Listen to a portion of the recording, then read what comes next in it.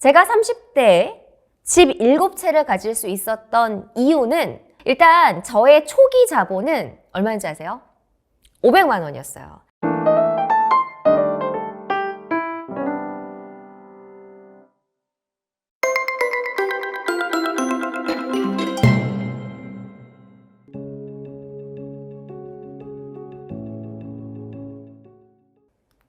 네, 여러분 안녕하세요. 부동산에 미친 여자, 부미녀로 활동하고 있는 이한진입니다.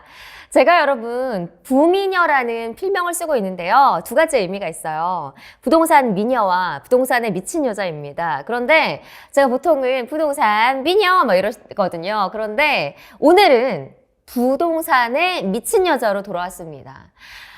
부동산에 미쳐 지낸 지 10년이 넘었고요. 지금 한 12년 정도가 되는데 그 결과 30대 중반에 제가 집 7채를 가지고 있습니다. 사실 집 7채가 된 지는 작년부터 시작이 됐고요. 한 1년 정도 된 것 같아요. 네, 어떠신가요, 여러분? 제가 집 7채가 있습니다 이렇게 말하면 보통 어떤 반응을 하시냐면요. 왜 이렇게 많아? 막 이런 반응이 제일 많았던 것 같고, 두 번째는 실화? 사실이야? 의심하세요. 이렇게 의심하시는 분 많으실 것 같고, 야, 등기 까봐. 네, 사실입니다. 등기 깔 수 있습니다. 네, 그렇게 반응하시는 분들이 있고, 또 어떤 분들은 한 채도 어려운데 30대의 저 어린 여성이 어떻게 저렇게 많이 집을 사게 됐을까 궁금해하시는 분들도 있을 것 같아요. 그래서 오늘 영상에서는 제가 그 이야기를 풀어보도록 하겠습니다. 사실요, 저희 채널에서 제가 제 투자 얘기는 많이 안 찍었던 것 같아요. 그런데 제가 오늘 영상의 핵심은 저 7채 있어요, 여러분. 네, 자랑하는 그런 영상이 아니고요. 어떻게 제가 어렵고 힘들게 7채를 가지게 됐는지 소개를 해드릴 거고요. 그리고 여러분, 사실요, 다주택자가 지금 버티기가 굉장히 힘든 환경이에요. 대출 이자도 내야죠. 아니면 세금도 지금 대출 규제도 아직 안 풀었죠. 여러 가지 맞물린 상황들이 많은데 그 힘든 과정들을 여러분께 좀 소개해 드리려고 합니다. 그래서 여러분들도 앞으로 미리미리 이렇게 보시면 집을 가지는 과정 그리고 부동산 투자하는 과정이 쉽지만은 않구나. 하지만 그래도 좀 도전해 볼 만하다. 이런 생각들을 가지셨으면 좋겠습니다. 일단 자산은 7채인데요. 유동적이에요. 저는 다른 투자는 거의 안 하고요. 현금 그리고 일부 주식 조금 가지고 있고요. 펀드나 이런 거 연금 이런 거 가지고 있고 대부분의 부동산 자산으로 가지고 있습니다. 거의 90% 이상이 부동산 자산이고요. 근데 7채가 순자산이 얼마라고 말씀을 못 드리겠어요. 왜냐면 유동적이거든요. 상승장에서는 자산이 폭발적으로 늘어났다가 하락장에서는 또 갑자기 자산이 떨어지죠. 그런데 연연하지 않습니다. 왜냐면 팔지 않으면 손해는 아니잖아요. 그리고 두 번째로는 제가 저가 매수를 했거든요. 지금 아무리 많이 떨어졌어도 워낙 낮은 가격에 저가 매수를 하고 들어갔기 때문에 손해는 아니다. 그렇기 때문에 자산은 계속해서 굴러가고 있다라는 포인트가 있고요. 그리고 제가 가장 자신 있게 말씀드릴 수 있는 점은 이거예요. 제가 7채를 가지고 있지만 그 집에 대한 가치가 미래에 훨씬 더 커질 집만 가지고 있다라고 저는 이렇게 말씀을 드리고 싶어요. 왜냐면 대부분 6채가 재개발로 묶여있기 때문에 재개발은 10년 뒤에 사업 단계가 올라가고 입주를 하게 되면 상승할 여력이 많고 이 아이가 그러니까 미래 가치가 풍부한 걸 가지고 있다. 이렇게 말씀을 드리고 싶습니다. 그래서 여러분요. 제가 지금 7채 가지고 있는 게 중요한 게 아니고 저의 앞으로의 10년 뒤의 미래가 더 밝다. 이렇게 말씀을 드리고 싶고요. 10년 뒤에 저 연락 안 될 수도 있어요, 여러분. 네. 어쨌든 지금 저의 자산의 핵심 포인트는 지금의 가치가 아니고 미래 가치가 훨씬 큰 부동산 자산에 투자하고 있다는 겁니다. 네. 자, 일단 여러분 가장 먼저 궁금한 게 뭘까요? 저 여자가 직장인을 했다는데 아나운서를 했다는데 어쨌든 어떻게 7채를 가지게 됐을까 궁금하지 않으세요? 일단 저의 초기 자본은 얼마인지 아세요? 500만 원이었어요. 순자산, 그러니까 초중학 초등학교부터 고등학교까지, 그리고 대학교 1학년 들어갈 때 순자산은 딱 500만 원이었어요. 그리고 저는 대학교 때도 아르바이트를 했거든요. 일단 과외를 했고요. 그 다음에 방송에 출연을 했었어요. 제가 한 23살 이때부터 방송 출연했거든요. 그래서 대학생이지만 계속해서 돈을 벌고 있었고, 대학원 때도 일을 계속 다니고 있었기 때문에 어쨌든 계속해서 20대에도 돈을 불려갑니다. 대학교 1학년 때 딱 500만 원 있었고요. 그 다음에 사회생활을 하면서 이게 계속 불어나기 시작을 하죠. 어쨌든 중요한 점은 여러분처럼 똑같은 초기 자본 500만 원을 가지고 저는 갭 투자, 레버리지 방식을 이용을 했고요. 그 다음에 처음에는 오피스텔, 구축 아파트 이런 걸 사다가 나중에는 재개발, 재건축을 하면서 정비 사업에 투자를 하면서 폭발적으로 자산을 늘렸고, 그리고 이렇게 집을 늘려가는 과정을 거치게 됩니다. 자, 그런데요, 여러분, 가장 부동산 투자에서 핵심, 제일 중요한 게 뭐였냐면요. 바로 저축, 시드머니였던 것 같아요. 아마 뭐 많은 부동산 전문가들 그리고 유튜버들이 이 시드머니를 모으세요. 여러분 돈이 있어야 투자를 해야 돼요. 초기 자금이 제일 중요해요. 이런 말씀을 많이 하시는데 저도 마찬가지로 그 말에 아주 동의를 합니다.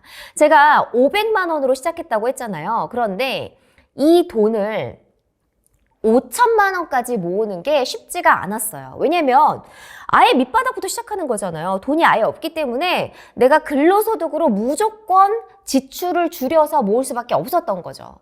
여러분, 제가 얼마나 악착같이 돈을 모았는지 아세요? 여러분, 이거 들으면 쟤 저렇게까지 했어 라고 하면서 그 7채를 부러워하지 않으실 거예요.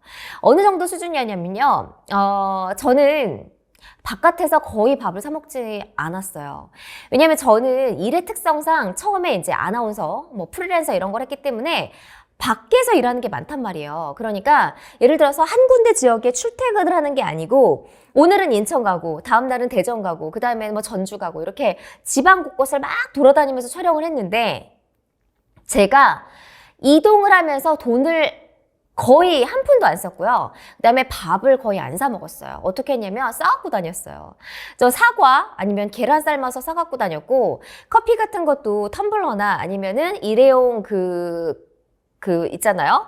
페트병에 담겨져 있는 그 커피 이런 거 가지고 다녔고 심지어 물도 가지고 다니면서 먹었던 것 같아요. 그래서 밖에 나가서 이런 지출 비용들 있잖아요. 오늘 하루 내가 쓰는 10,000원, 20,000원 비용들을 아예 지출을 통제해버렸어요. 여러분 정말 대단하지 않았어요?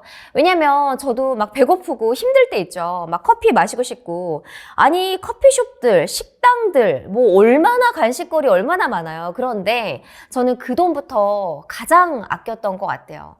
한 날은 이제 촬영을 지방에 갔다 오다가 늦어진 거예요. 그래서 오후 거의 3시, 4시 막 이렇게 됐는데 배가 고프잖아요. 왜냐면 내 가방에 든 거는 뭐 계란 아니면은 뭐 사과 이런 간식, 뭐 과자 이런 거기 때문에 밥을 먹고 싶었는데요. 근데 딱 1시간만 참으면 우리 집에 도착을 하는 거예요. 기차를 타고. 그러면 1시간을 참자. 왜냐면 내가 그 1시간 동안 이 10,000원, 20,000원을 써버리면 10,000원, 20,000원을 또 벌어야 되잖아요. 저는 그게 너무너무 싫었어요. 왜냐면 최대한 단축해서 하고 싶었어요. 돈을, 지출을 통제해서 모으는 과정이 너무너무 고통스럽고 힘들었기 때문에 최대한 아껴서 빨리빨리 모아보자 이런 마음이 강했거든요. 그렇기 때문에 제가 10,000원이 없어서 그 돈이 없어서 못 쓴 게 아니고요. 저는 이런 관점으로 바라봤던 것 같아요. 아, 이 10,000원을 모으기 위해서 얼마나 힘들까? 그럼 한 달이면은 10,000원을 모아서 30만 원인데 그럼 내가 30만 원어치의 일을 또 해야 되고 그 다음에 점점 시간이 갈수록 화폐 가치가 떨어질 거잖아요. 그러니까 내 노동력을 빨리빨리 굴려서 지출을 최대한 아껴서 빨리 5천만 원을 모아야겠다. 이런 생각이 너무너무 강했고요. 그 다음에 제가 그 임장을 많이 다녔어요. 여러분 20대 초반부터 제가 임장을 다녔거든요. 막 전국 곳곳을 다니면서 누가 시키지도 않았는데 그때는 체력이 좋잖아요. 그래서 주말에 막 다니고 했는데 여름이었던 것 같아요. 이제 재개발 지역을 쭉 갔는데 목이 마르잖아요. 근데 그날 물을 못 갖고 온 거예요. 왜냐면 빨리 나와야 돼서 저도 이제 깜빡한 날이 있잖아요. 그래서 물을 사 먹을까 하다가 어떻게 할게요? 안 사 먹었어요. 자, 왜냐면 지금 물을 사 먹으면 1,000원이잖아요. 물론 이제 이 영상을 보시는 분들은 쟤 독하다. 쟤 진짜 그렇게까지 해야 되냐? 이렇게 말할 수 있잖아요. 그런데 내가 이런 저는 이제 경제관념을 가지고 있어요. 여러분 들어보세요, 한번. 1,000원을 편의점에서 물을 사 먹는 거예요. 그럼 난 1,000원을 지불했죠. 물에 대한 가치를. 페트병 이렇게 500ml 하나에. 근데 내가 대형마트에 가서 사 먹으면 300원, 400원이면 사 먹을 수 있어요. 그쵸? 집에 가서 먹으면 0원 내지는 1.5리터 페트병에 먹으면 한 얼마 정도면 먹을까요? 100원 정도면 먹을 수 있지 않을까요? 그러면 보세요, 여러분. 100원, 300원, 400원, 1,000원 이렇게 들죠. 그러면 저는 이 돈도 아끼고 싶은 거예요. 1,000원이 없어서 못 사 먹는 게 아니라 야, 1,000원인데 그냥 사 먹어. 이런 관점이 아니고 집에 가서 먹으면 내가 1,000원을 아낄 수 있잖아. 그러면 1,000원이 10,000원이 되고 10,000원이 10만 원이 되고 100만 원이 되고 5천만 원이 된다. 그래서 최대한 내가 어릴 때 궁핍하지만 진짜 힘들지만 모아보자 이런 생각이 강했던 것 같아요. 그래서 그 결과 굉장히 빠른 시간에 5천만 원을 모으기 시작을 합니다. 그게 20대 중반이었던 것 같고요. 24살에 5천만 원 이상을 모아서 정말 빨리빨리 모았던 그런 과정을 거치게 된 것 같아요. 이제 그 다음부터 제가 오피스텔에 초기 투자를 하게 됩니다. 제가 다른 채널에 나와서 이렇게 투자하는 과정을 대충 러프하게 쭉 설명을 드린 과정들이 있거든요. 그래서 제일 처음 시작은 오피스텔로 갭 투자를 하면서 이제 시작을 하기 시작합니다. 근데요, 제가 이제 이 시드머니 돈을 모으는 과정에서 가장 힘들었던 거 뭐냐면 약간 앞이 보이지 않는 거. 내가 이 돈을 모은다고 해서 뭘 할 수 있을까? 왜냐면 그때는 부동산에 대해서 약간 무지했기 때문에. 그리고 내가 저거를 첫 집을 마련해서 산다고 해서 내가 과연 돈을 벌 수 있는 걸까? 뭐 이런 의심도 강했었던 것 같고요. 그 다음에 5천만 원을 모으는 과정이 진짜 너무너무 빡세고 힘든 거예요. 그래서 에라 모르겠다. 중간에 조금 편하게 살고 조금 1, 2년 정도 뒤에 어떻게 되겠지. 이런 유혹에 흔들릴 때도 있었던 것 같아요, 여러분. 아마 지금 시드머니가 없어서 내 집을 마련하시지 못하시는 분들은 영상을 보시면서 그런 생각을 똑같이 하실 것 같아요. 그런데 항상 마음을 다잡았던 것 같아요. 그래도 일단은 시드머니가 있고 나서 생각을 해보자. 돈이 없으면 아무것도 못하니까 일단은 흔들리지 말고 무조건 이걸 해보자. 그리고 조급증이나 의심이나 혹은 아니면 불안한 마음을 좀 잠재우고 내가 일단 첫 단추인 이거부터 해보자. 내가 이거라도 못하면 다음 스텝으로 어떻게 넘어갈 수 있을까? 이런 생각을 많이 했던 것 같아요. 그래서 지금 영상을 보시는 분들도 분명히 이 시드머니 모으기에서 좌절하시는 분들 굉장히 많을 것 같아요. 특히 2039 같은 경우에는 돈 모으기가 힘드신 분들이 많기 때문에 아마 내 집에 대한 그것조차 없을 거예요. 집을 어떻게 사? 당장 지금 돈이 없는데 이 시드머니 모으기조차 지금 쉽지가 않은데 이렇게 생각을 하면서 아예 부동산 공부를 안 하거나 임장도 안 하고 노력도 안 하고 반은 포기 상태인 채로 뭐 그럭저럭 어떻게 되겠지 이런 마인드를 가지신 분들이 너무너무 많을 것 같은데요. 여러분 제가 진짜 확실하게 말씀드릴 수 있는 사안은요. 시드머니 모으기부터 먼저 돼야 그 다음 단계가 있어요. 제가 집 7채가 있잖아요. 그런데 여기서 집 7채는 금방 불려가요. 한 채부터 7채가 되는 건 금방 빠르게 지나가거든요. 그런데 저한테도 시드머니 5천만 원 모으는 과정이 제일 힘들었을 것 같거든요. 불안하고 힘들고 어떻게 될지 모르고 이러기 때문에 저는 이번 영상을 보시는 분들은 이제 2023년 내년부터는 무조건 시드머니를 먼저 모으셨으면 좋겠어요. 왜냐면 이제 또 하락장이 오면서 기회들이 올 거거든요. 그 기회를 잡기 위해서 돈 모으기 지출 통제, 저처럼 1,000원, 10,000원도 꼭 아껴서 시드머니 모으시길 바랍니다. 그 다음에 제가 이제 부동산 투자를 하면서 두 번째로 드리고 싶은 말씀은 내 집 마련 과정, 투자의 과정이 쉽지 않다는 걸 말씀을 드리고 싶어요. 저는 여러분 7채가 있어요. 저처럼 되세요. 이런 허무맹랑하거나 아니면 과장된 이야기, 자랑만 여러분께 들리지 않습니다. 왜냐면 그 과정이 저 너무너무 고통스럽고 힘들었기 때문이에요. 지금 생각해보면 제가 말씀드렸잖아요. 막 자산이 불어가고 돈이 불어가는 과정이 있는데 그걸 즐기거나 행복해할 시간이 없었어요. 왜냐면 그 안에 돈이 굴러가고 막 투자가 되면서 오히려 머리 아프고 힘든 과정들이 훨씬 더 많았어요. 그러니까 여러분들이 내 집 마련하는 과정들, 그리고 부동산 투자를 해서 돈을 버는 과정들을 낙관이나 긍정적이거나 아니면 이렇게 편하게 되는 과정들만 생각하는 게 아니고 그냥 고통이 따르는 거구나. 원래 힘든 거고 돈을 벌기 위해서는 어떤 희생이 필요하구나. 이걸 느끼셨으면 좋겠어요. 아마 안 해보신 분들은 제 이야기가 무슨 말인지 와닿지 않으실 수도 있거든요. 그리고 많은 부동산 유튜버들이 희망 고문을 하면서 여러분 부자 되면 다 할 수 있어요. 집 한 채 금방 할 수 있는 거 아니에요? 시드머니 모으면 뭐든지 다 되고 다 일사천리로 다 돼요. 아니요. 그거 희망 고문이라고 저는 생각을 해요. 저는 집을 사는 과정도 힘든데요. 사서 유지하는 과정도 꽤 힘듭니다. 제가 이제 투자를 하면서 힘들었던 게 여러 가지가 있었는데 일단 돈을 모으는 것도 힘들고 어떤 집을 살 것인가에 대해서도 굉장히 불안했던 것 같아요. 이걸 과연 내가 투자하고 사는 게 맞는 건가 아닌가? 이거에 대한 굉장히 심각한 마음의 압박, 막 이런 거, 심리적인 두려움 이런 것도 있었던 것 같고요. 그다음에 이제 등기를 쳤으면 끝이라고 생각을 했는데 뭐가 발생을 하냐면 이제 세입자들이 괴롭히기 시작을 하죠.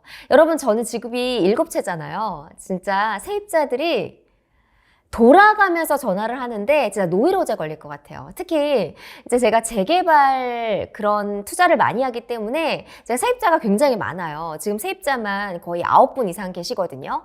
이분들이 전화번호가 막 등록이 안 돼 있는데 막 전화를 하시고 저는 여러분 주말에도 집주인 노릇을 하고 있습니다. 주말, 뭐 새벽 이런 거 가리지 않고 문자나 전화로 뭐가 고장났다, 지금 어떻게 해달라, 뭐 아니면 전세 나가겠다 이런 문의가 너무너무 많이 와요. 24시간 풀 가동하는 서비스 센터라고 보시면 될 정도로 굉장히 힘듭니다. 그 다음에 또 그럴 때 힘들었던 것 같아요. 세입자분이 이제 갑자기 나간다고 했을 때 과연 또 세입자를 또 드릴 수 있을까? 특히 요즘 같은 시기에는 세입자분들이 나간다고 하면 진짜 명품 가방이라도 하나 사드리고 싶은 마음이에요. 막 바지가랑이 붙잡고 전세금 내려드릴게요. 나가지 마세요. 막 이럴 정도로 했던 것 같고 또 어떤 세입자분 같은 경우에는 집을 안 보여주시는 거예요. 연락 두절.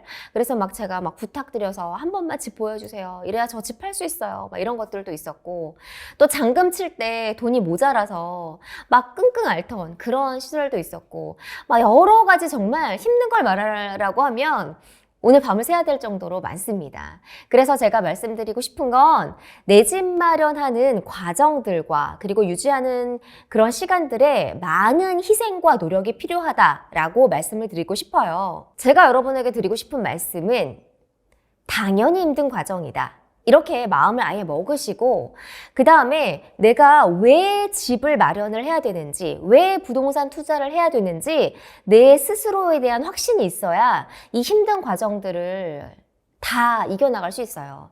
여러분 저 같은 경우에는 왜 이렇게 막 사람들이 이래요. 야, 집 7채나 있는데 좀 편하게 살지 왜 이렇게 힘들게 사냐라고 하면 저는 확실한 제 목표가 있거든요. 10년 뒤에 제가 원하는 목표 자산이 있고요. 그리고 저는 노후에 편하게 살 거거든요, 여러분. 40대 중반 이후에는 내 삶이 편안했으면 좋겠어요. 돈 걱정 없이 내가 무조건 현금이 굴러가게 해서 내가 노동소득이 아니고 임대소득으로 혹은 내 자산이 계속 굴러가게 하고 싶거든요. 그렇기 때문에 저는 이 10년 동안이 저에게 어떤 과정이다. 힘들지만 내가 반드시 거쳐야 되는 과정이다. 이렇게 머릿속으로 인지하고 있거든요. 여러분 이렇게 자기 합리화하거나 목적이 뚜렷하지 않으면요. 못 버텨요. 대부분은 이 힘든 과정 속에서 중도에 포기를 하거나 아니면 막 팔아버리기도 하고요. 대출 이자만 좀만 밀렸다 싶으면 막 하우스 푸어가 돼서 막 매각을 하거나 이런 일들이 발생을 합니다. 그래서 여러분 집을 마련하는 과정 그리고 유지하고 팔고 다주택자가 가는 과정 정말 쉽지 않아요. 마음 단단하게 먹으시고 내가 정신 바짝 차리고 버텨야 됩니다. 정말 힘든 일이 예기치 못한 일들이 너무너무 많이 발생을 하기 때문에 내가 뚜렷한 목표를 가지고 이겨내라고 말씀을 드리고 싶습니다. 네. 그리고 세 번째로 드리고 싶은 말씀은요. 시기를 잘 보셨으면 좋겠어요. 내가 어떤 거에 투자를 할 건지, 그리고 지금의 부동산 시기에 대한 공부를 잘 하셨으면 좋겠습니다. 자, 머리로 하는 공부가 있고요. 임장 다니면서 경험적으로 체득하는 것들이 있고요. 그리고 이런 것들을 통해서 내가 머리로만 생각하는 내 집 마련이 아니고 행동의 결과로, 실천으로 보여줘야 되고요. 그 다음에 이런 것들을 다 겪고 나서 결국에는 경제적인 자유, 부자가 돼야 되잖아요.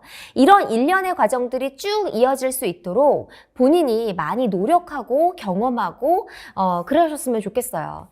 실제로 많은 분들이 또 내 집 마련하고 부자 되고 싶고 다주택자가 되고 싶고 건물주가 되고 싶잖아요. 그런데 이게 머릿속으로만 생각을 하고 노력하지 않는다는 거예요. 하다못해 요즘에 여러분 부동산 공부할 수 있는 게 널려 있잖아요. 부동산 유튜브 아니 보세요 여러분. 부자 된 사람이 어떻게 제가 과연 부자가 됐는지 그걸 보고 배우는 것도 저는 공부라고 생각을 하고요. 이렇게 생각해 보세요. 나는 왜 못 될까? 쟤도 평범하게 500만 원으로 시작해서 다주택자 7채를 가졌는데 나라고 왜 못해? 해보는 거예요 여러분. 경제 공부하고 부동산 공부 계속 하고요. 그다음에 시기에 맞춰서 내가 계속 공부를 하면서 부자들이 어떻게 돈을 벌었을까? 부동산에 투자를 잘하기 위해서 어떻게 될까? 연구하고 노력하세요. 왜 안 해요? 그리고 돈 모으기 열심히 해서 행동해서 실천해서 정말 내 집 마련 가져보세요, 여러분. 그 일련의 과정들이 굉장히 고되고 힘들지만 분명히 여러분들에게 가치 있는 일이 될 거고요.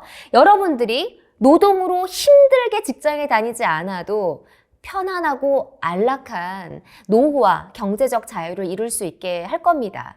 여러분, 저는 제가 영상에서 말씀을 드렸잖아요. 다주택자가 되는 과정, 그리고 유지하는 과정도 정말 쉽지가 않아요. 여러분, 저 대출이자 지금 제 거 7%거든요. 그리고 제가 한 300만 원 이상 대출이자가 나오고 고정비도 어마어마하게 나와요. 그런데 저는 지금 7채를 가지고 있지만 힘들어요. 그렇지만 버틸만 합니다. 왜냐면 저는 목표가 있고 그리고 이 과정도 이겨낼 예정이기 때문이에요. 자, 오늘 여러분 저는 만약에 다시 돌아간다고 해도 제가 10년 전으로 돌아간다고 해도 저는 더 열심히 투자하고 노력을 할 거예요. 정말 힘들고 고통스러웠던 순간들이 너무너무 많았고 포기하고 싶었지만 저는 다시 돌아가면요 더 열심히 할 거예요. 더 전략적으로 분석해서 더 빠르게 부동산 투자를 해서 더 많은 자산을 이룰 수 있을 것 같은 그런 자신감이 들거든요. 제가 이렇게 겪고 나서 보니까 아쉬웠던 부분들, 이런 부분들이 굉장히 많았어요. 그래서 여러분들은 이런 과정들을 미리미리 체득을 하시고 실수의 과정을 조금 더 줄이고 에포트를 줄여서 더 단단하고 안전하게 부동산 투자를 하셨으면 좋겠습니다. 자, 여러분 오늘 영상에서는요, 제가 무엇을, 어느 지역에, 어떤 물건을, 그리고 어떤 곳에 투자했는지는 말씀드리지 않았습니다. 다음 영상에서요, 제가 이거를 자세하게 풀어드리도록 하겠습니다. 여러분, 오늘 영상을 정리해보면요, 제가 30대에 집 7채를 가질 수 있었던 이유는 저는 명확한 목표가 있었고요. 그리고 그 희생과 노력에 대해서 내가 확신을 하는 과정들이 있었습니다. 그래서 시드머니 모으기 진짜 미친 듯이 지출 통제해서 돈 모았고요. 그리고 부동산 임장 어렸을 때부터 계속해서 다녔습니다. 10년 이상 다녔고요. 그리고 정확한 행동의 결과로 실천을 했고 내가 많은 어려움들이 있었지만 내 스스로를 믿고 잘 극복했던 것 같아요. 지금 굉장히 힘드신 분들 너무너무 많으시죠? 저 포함해서 여러분 이것도 하나의 우리 과정이라고 생각을 하고요. 좀 멀리 내다보면서 묵묵하게 이런 시간들을 견디고 이겨나간다면 분명히 여러분에게 좀 좋은 결과가 있지 않을까 싶습니다. 여러분 공부하시고요. 새해부터는 노력하시고 시드머니 모으시고요. 새로운 기회가 왔을 때 그리고 하락장이 왔을 때 나에게 어떤 부동산 투자, 내 집 마련 기회가 왔을 때 꼭 놓치지 마시길 바랍니다. 여러분, 여러분의 경제적인 자유, 부자, 그리고 여러분 부동산 다주택자, 건물주가 되기를 제가 늘 응원하도록 하겠습니다. 여러분, 부동산에 미친 여자, 부민여였고요. 자, 영상이 도움이 되셨다면 좋아요, 구독 눌러주시고요. 연말 마무리 잘 하시고요. 또 새해에 잘 맞으시길 바라겠습니다.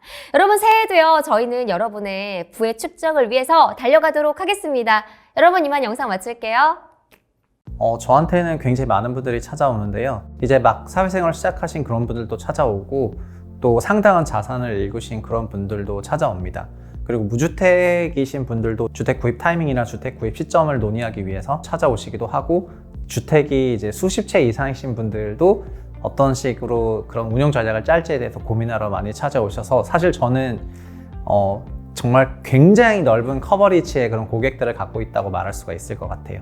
현재 우리나라 아파트 시장에는 시점 전략이랑 가격 전략 중에서 시점 전략에만 함몰이 되어 있어요.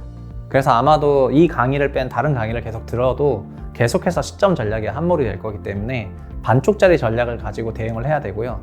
시점만 볼 수 있다면 가격에 대한 평가 기준이 없다 보니까 자연스럽게 그냥 올라가는 거 따라 사고 내려가는 거 밀어서 팔고 하게 되면서 손실이 증폭되거든요. 아파트는 소득의 10배에서 12배 정도 되는 굉장히 고가 자산인데, 이런 실수 2번만 하면은 자기 자산이 완전히 녹아버리게 됩니다. 그래서 기본적으로는 시점과 가격을 균형 잡힌 시각으로 보면서 이런 복합 전략을 해야 되는데, 이 복합 전략을 제공하는 프로그램이 없었는데 제가 처음으로 제공해 보려고 노력을 하는 거고, 저도 부족한 부분이 있긴 하겠지만 어쨌든 최소한 가격 전략이랑 이런 타이밍 전략을 같이 제공하려고 한다는 측면에서 굉장히 의의가 있는 부분이라고 생각을 하거든요. 그래서 결국에 이 강의를 듣게 되신다면은 최소한 시세 추종형 그런 판단을 한다거나 좋은 시점을 잡기 위해서 공부해야 되는 그런 스트레스로부터 자유로워질 수가 있고, 그리고 굉장히 느긋한 마음으로 내가 원하는 가격대에 들어오는 걸 기다리고 내가 원하는 시점이 오는 걸 기다릴 수가 있게 되면서 상당한 의미로 자기의 시간도 절약할 수가 있다고 생각을 하거든요. 저희가 다 전업 투자자가 아닌데 시점 잡으려고 새벽 4시에 일어나서 FOMC 회의를 보고 이런 걸 한다는 것 자체가 저는 시간 낭비적인 부분이 있다고 생각을 하고요. 강의를 통해서 결국 부동산에서는 어떤 게 좋은 타이밍인지 좀 코어를 인식을 하고, 가격은 어떤 게 좋은 가격인지 그 핵심만 잘 배운다면 다른 시간을 아낄 수가 있으니까 굉장히 그 가치가 있는 강의가 아닐까 이렇게 생각합니다.